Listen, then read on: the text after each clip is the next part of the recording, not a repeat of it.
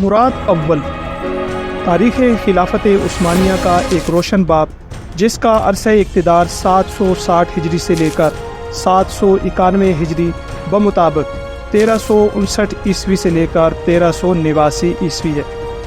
ناظرین گرامی، اور خان کی وفات پر اس کا سب سے چھوٹا بیٹا مراد 40 سال کی عمر میں تخت نشین ہوا۔ اس میں ملک گیری اور حکمرانی کی وہ تمام خصوصیات بدرجہ غایت موجود تھیں جو آل عثمان کے ابتدائی فرما رواؤں کا طرح امتیاز تھیں۔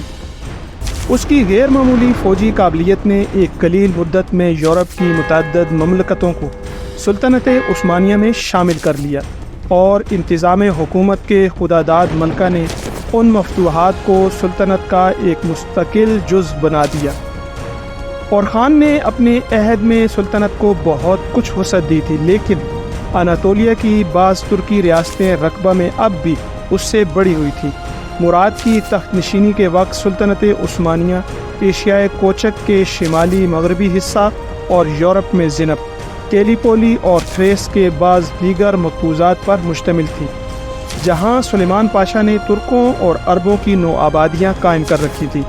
اس کا مجموعی رقبہ 20,000 مربع میل سے زیادہ نہ تھا، اور آبادی بھی 10 لاکھ سے کم ہی تھی۔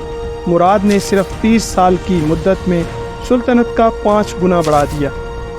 عنان حکومت کو ہاتھ میں لینے کے بعد مراد نے سب سے پہلے یورپ کی طرف بڑھنے کا ارادہ کیا، لیکن امیر کرمانیہ نے اس قدیم بغاوت کی بنیاد پر، جو اس کے خاندان اور آل عثمان کے درمیان چلی آتی تھی، ایشیائے کوچک میں مراد کے خلاف بغاوت کر دی، جسے ختم کرنے کے لیے مراد کو یورپ کا ارادہ ملتوی کرنا پڑا۔ اس نے فوراً موقع پر پہنچ کر بغاوت کا خاتمہ کیا۔ ادھر سے اطمینان حاصل کرنے کے بعد وہ یورپ کی طرف متوجہ ہوا، اور 761 ہجری بمطابق 1360 عیسوی میں درِ دانیال کو عبور کر کے فتوحات کا وہ حیرت انگیز سلسلہ شروع کیا جو 791 ہجری بمطابق 1389 عیسوی میں جنگ کوسووا میں اس کی شہادت پر ختم ہوا۔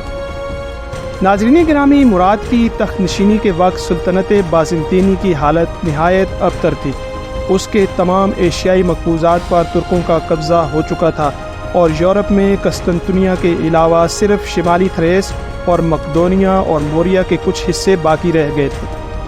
باہمی عداوتوں کے باعث ابتدا میں کوئی عیسائی حکومت ترکوں کے مقابلہ میں اس کی مدد کے لیے آمادہ نہ ہوئی۔ یہ سلطنت بلا شبہ ایک مسیحی سلطنت تھی، اور ترکوں کا حملہ مذہبی نقطہ نظر سے نہایت خطرناک تھا، لیکن یورپ میں محاربات صلیبی کی قدیم روح تقریباً پناہ ہو چکی تھی، اور یونانی اور لاطینی کلیساؤں کی شدید مخاصمت میں اتحاد عمل کے لیے بہت کم گنجائش باقی رکھی تھی۔ ان حالات میں مراد نے درِ دانیال کو عبور کر کے ایک زبردست فوج کے ساتھ تھریس میں قدم رکھا، اور سب سے پہلے قلعہ شورلو پر قبضہ کیا، جو قسطنطنیہ سے صرف 5 میل کے فاصلے پر واقع تھا۔ اس کے بعد دوسرا قلعہ کرک کلی سے فتح ہوا۔ پھر 764 ہجری بمطابق 1363 عیسوی میں اس کی بابا کے مقام پر بازنطینیوں کے ساتھ ایک سخت جھڑپ ہوئی، جس میں مراد نے انہیں بری طرح شکست دی۔ نتیجہ یہ ہوا کہ اورنا نے فوراً ہتھیار ڈال دیے، اور تقریباً تمام تھریس مراد کے قبضہ میں آ گیا۔ اس کے بعد عثمانی جنرل لالا شاہین نے بلغاریہ میں داخل ہو کر فلیپو پولیس کو فتح کر لیا، جو کہ کوہ بلقان کے جنوب میں سلطنت بازنطینی کا مقبوضہ تھا، اور شہنشاہ قسطنطنیہ کو مجبور ہو کر مراد سے صلح کرنی پڑی۔ اس معاہدہ کے مطابق تھریس کے جو علاقے اس کے ہاتھ سے نکل گئے ہیں، انہیں دوبارہ حاصل کرنے کی کوشش نہیں کرے گا، عثمانیوں کے آئندہ حملوں میں سرویا اور بلغاریہ کو مدد نہ دے گا، اور اناطولیہ کے ترکی امراء کے مقابلہ میں مراد کی اعانت کرے گا۔ اس کے بعد مراد بروسا کی طرف واپس کیا۔ ناظرین گرامی، اگلی ایپیسوڈ میں جنگ مارٹیز کا احوال میں آپ کے سامنے رکھوں گا۔